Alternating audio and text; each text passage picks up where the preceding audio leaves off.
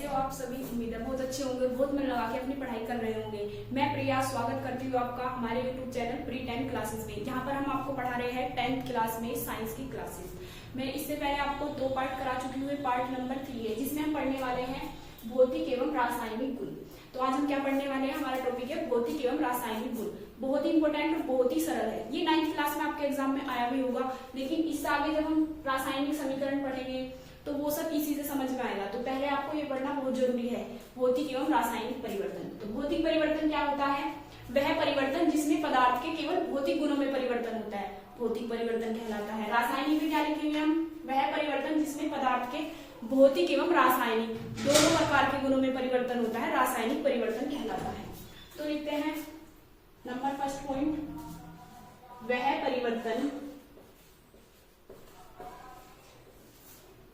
जिसमें पदार्थ के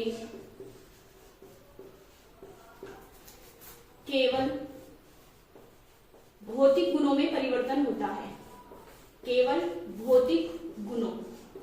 अब भौतिक गुण होते क्या हैं? जैसे पदार्थ के आकार, रूप आदि में परिवर्तन। वह परिवर्तन जिसमें पदार्थ के केवल भौतिक गुणों जैसे पदार्थ के आकार, रूप आदि में परिवर्तन होता है, भौतिक परिवर्तन कहलाता है। भौतिक परिवर्तन कहलाता है, यह कहलाता है।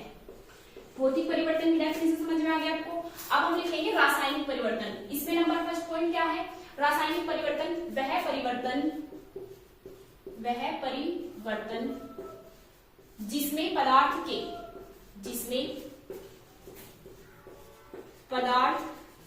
के भौतिक एवं रासायनिक, इसमें तो केवल भौतिक गुणों में परिवर्तन होता है, इसमें भौतिक गुण और रासायनिक दोनों में परिवर्तन हो जाता है। भौतिक एवं रासायनिक दोनों प्रकार के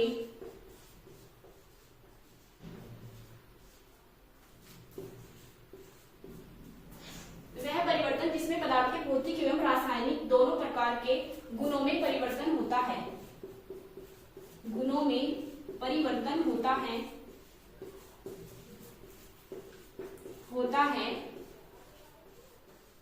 रासायनिक परिवर्तन कहलाता है। रासायनिक परिवर्तन कहलाता है। भौतिक गुण देखो, जैसे आप शादियों में गए होंगे, आपने शादी में वहां पे दुल्हन को देखा होगा, फिर 2 दिन बाद जैसे दुल्हन देखते हैं, दुल्हन पार्लर में से आती है बहुत सारा मेकअप करके, तो उसका रंग बदल जाता है। तो काली भी हो वो भी गोरी दिखती है, गोरी तो गोरी दिखती है। तो वो कैसा परिवर्तन होता है? भौतिक। लेकिन 2 दिन बाद जैसे उसका चेहरा धुलता है तो फिर वो कैसी हो जाती है? पहले जैसी। इसका मतलब इसमें स्थायी परिवर्तन नहीं होता, इसमें होता है स्थायी परिवर्तन।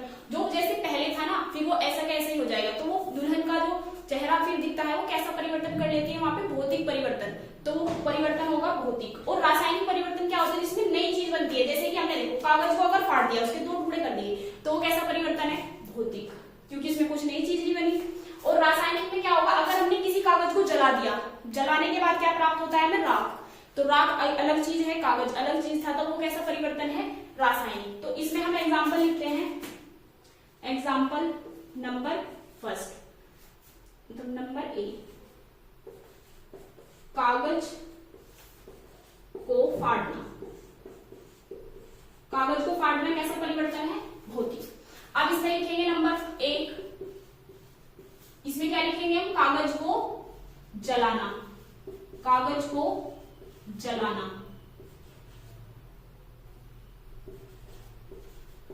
कागज को जलाना कैसा परिवर्तन है? रासायनिक। अब इसमें नंबर बी हम क्या लिखेंगे? पानी का बर्फ जमना। देखो पानी का जब हम बर्फ बना देंगे तो कैसा परिवर्तन है? भौतिक, क्योंकि फिर पानी से फिर से बर्फ बन जाएगा। तो हम क्या लिखेंगे? देखो पानी से क्या बन जाएगा? पानी से बन जाएगा बर्फ। आएगा पानी। तो ये भी कैसा परिवर्तन है, भौतिक। अब रासायनिक इसमें लिखेंगे हम नंबर बी, लोहे पर जंग लगना, लोहे पर जंग लगना। लोहे पर जैसे जंग लगता है तो हमें नई चीज, मतलब वो सारा घिस जाता है, लोहा तो नहीं प्राप्त होता, उसमें कैसा परिवर्तन है हमारा, रासायनिक परिवर्तन। अब हम क्या लिखेंगे, सब्जी है, सब्जी को अगर तुमने काटा है तो कैसा परिवर्तन है, भौतिक। और अगर सब्जी को पकाया है कैसा परिवर्तन है, रासायनिक। और भी लिख सकते हैं उदाहरण। अब इसका पॉइंट नंबर 2 लिखेंगे, इसमें वस्तु के आकार में, वस्तु के या वस्तु के गुणों में अस्थायी परिवर्तन होते हैं।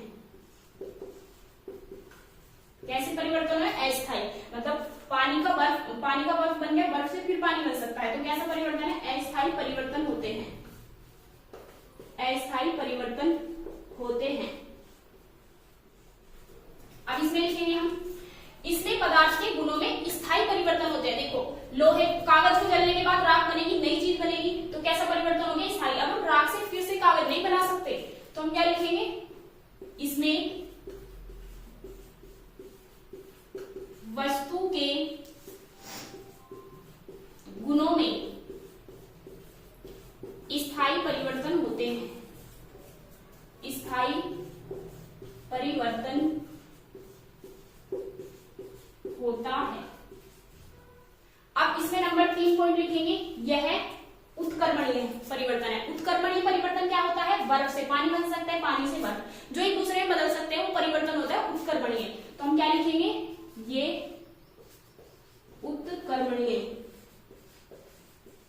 परिवर्तन है, उत्क्रमणीय परिवर्तन है।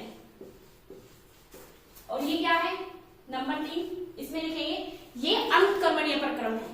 कैसा प्रक्रम है, अनुत्क्रमणीय, जो एक बार बन गया फिर पुनः हम सब्जी को जब हमने पका दिया फिर से हम उसे कच्चा नहीं कर सकते, तो हम क्या लिखते हैं इसमें, यह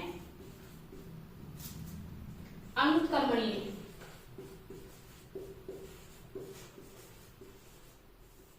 परिवर्तन है,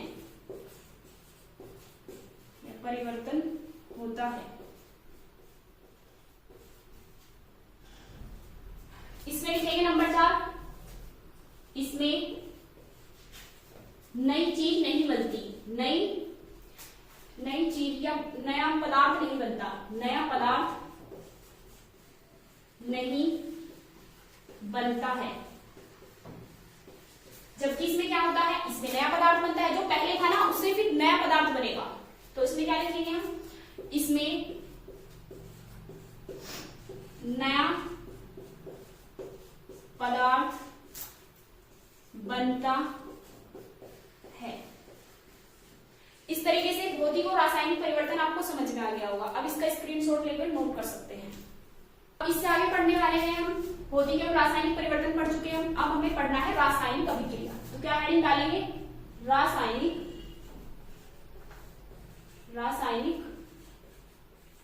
अभिक्रिया।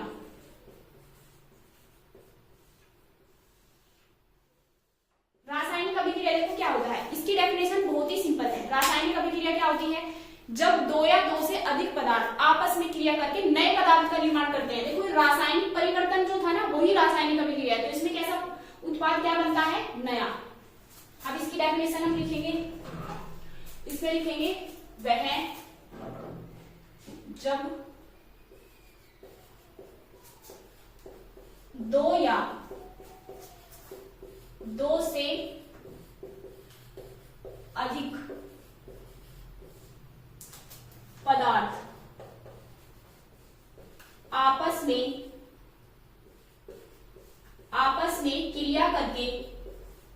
आपस में क्रिया करके नए, जब दो या दो से अधिक पदार्थ आपस में क्रिया करके नए पदार्थ का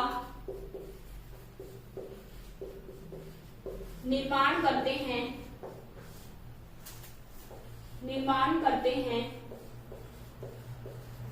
रासायनिक अभिक्रिया कहलाती है। रासायनिक अभिक्रिया कहलाती है।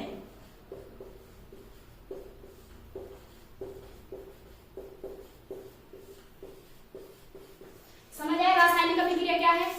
जब दो या दो से अधिक पदार्थ आपस में क्रिया करके नए पदार्थ का निर्माण करते हैं। देखो एग्जांपल देखो इसका, जैसे कि कोई भी है, एक चीज ये है और एक ये है, आपस में क्रिया करके कोई नई चीज बना ली इन्होंने, तो क्या है ये? कौन सा है? या इस अभिक्रिया क्या कहेंगे हम? रासायनिक अभिक्रिया। अब मैं इसको एग्जांपल से बताती हूँ आपको। जैसे कि यहाँ पे है मैग्नीशियम, मैग्नीशियम मैग्नीशियम ने अभिक्रिया की किससे? ऑक्सीजन से, ऑक्सीजन, और आपस में क्रिया करके इन दोनों ने एक नया उत्पाद बनाया जिसका नाम क्या है? Magnesium, magnesium oxide.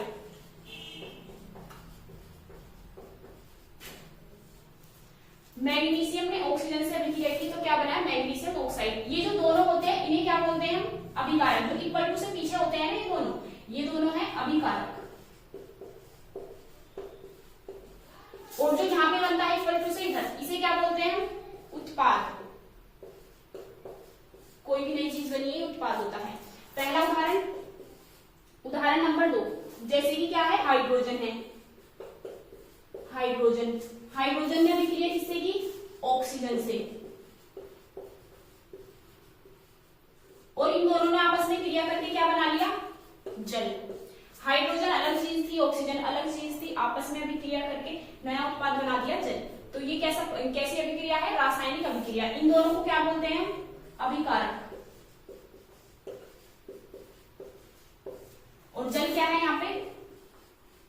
उत्पाद।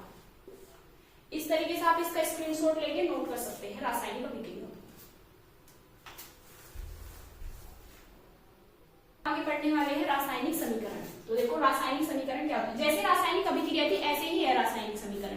रासायनिक अभिक्रिया में हमने उदाहरण क्या लिखा था? Magnesium plus oxygen equal to magnesium oxide. इसमें क्या करेंगे हम? मैग्नीशियम का प्रतीक लिख देंगे, ऑक्सीजन का प्रतीक लिख देंगे और मैग्नीशियम ऑक्साइड का सूत्र लिख देंगे। तो उस प्रकार जो बनेगी वो होगी रासायनिक समीकरण। तो इसकी डेफिनेशन लिखेंगे हम, किसी रासायनिक अभिक्रिया में, किसी रासायनिक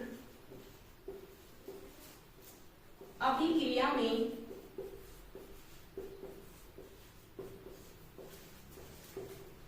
किसी रासायनिक अभिक्रिया में उसके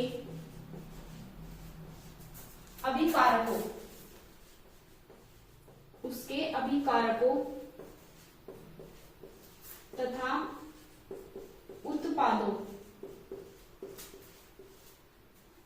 किसी रासायनिक अभिक्रिया में उसके अभिकारकों तथा उत्पादों के प्रतीक व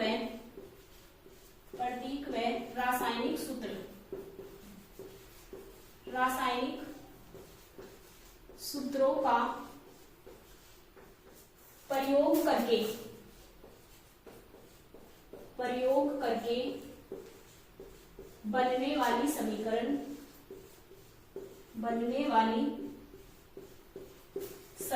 को रासायनिक समीकरण कहते हैं।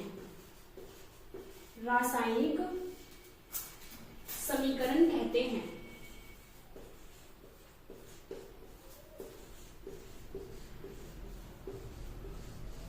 एग्जाम्पल, जैसे कि हमने लिखा था मैग्नीशियम प्लस ऑक्सीजन, क्रिया करके क्या बना था? पीछे तो की थी अभी क्रिया, ऑक्सीजन क्रिया करके क्या बनेगा? Magnesium oxide, magnesium oxide. अगर हमने ये लिखा है तो ये रासायनिक समीकरण में ये क्या है? रासायनिक अभिक्रिया। क्या कहते हैं इसे? रासायनिक अभिक्रिया। अब हमें इसमें क्या करना है? अब डेफिनेशन पढ़ो।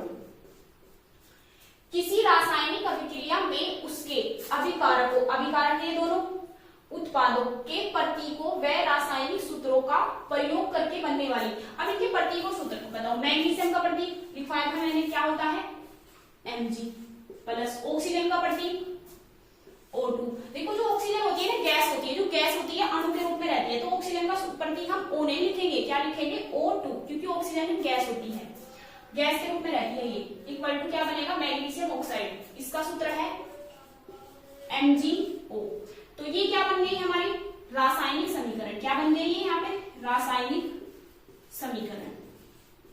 लेकिन यहाँ पे बैलेंस नहीं है, बैलेंस मतलब संतुलित, संतुलित मतलब यहाँ पे ऑक्सीजन एक है, यहाँ पे दो है, तो यहाँ पे हम दो लगा देते हैं। अब यहाँ पे दो, इस दो की गुना इसमें भी होती है और इस दो की गुना इसमें भी होती है, तो मैग्नीशियम दो हो गए, तो इस वजह से यहाँ पे भी दो करना पड़ता है। संतुलित करनी सिखाएंगे, अगर तुम इसे नहीं लगाना चाहते मत लिखो तो भी सही हो जाएगा। समीकरण एक उदाहरण हो गया। नंबर 2, दूसरा हमने क्या पढ़ा था, hydrogen plus oxygen, hydrogen plus oxygen equal to क्या बना था, जल। अब ये तो क्या थी, रासायनिक अभिक्रिया। क्या है ये, रासायनिक अभिक्रिया। अब इनके हमें सूत्रों का उपयोग करना है। हाइड्रोजन का प्रतीक क्या होता है, H2 लिखते हैं, क्योंकि गैस के रूप में रहती है, गैस अणु के रूप में रहती है, कभी भी हाइड्रोजन ऐसे अकेले नहीं रह सकती, H2 की फॉर्म में रहेगी। तो हाइड्रोजन हो गया H2, ऑक्सीजन हो गया O2, क्रिया करके क्या बना लिया, जल। जल का सूत्र तो आपको याद ही होगा, जल होता है H2O। अब ये बैलेंस नहीं है, इसे बैलेंस करके सीखेंगे हम अगली क्लास में। इसको करना हो, मैं बाद में करा दूंगी इसे। ये अभिक्रिया हो गई, देखो रासायनिक अभिक्रिया थी, इसमें इनके प्रतीकों का यूज करके जो बनती है उसे क्या कहते हैं, रासायनिक समीकरण। क्या प्राप्त होगी हमें, रासायनिक समीकरण। इस तरीके से आप इसे स्क्रीनशॉट लेके नोट कर सकते हैं अपनी नोटबुक में, और हमारे चैनल को सब्सक्राइब करिए ताकि आपको आगे भी आने वाली कोई भी वीडियो मिस ना हो और आपका संपूर्ण कोर्स पूरा हो जाए।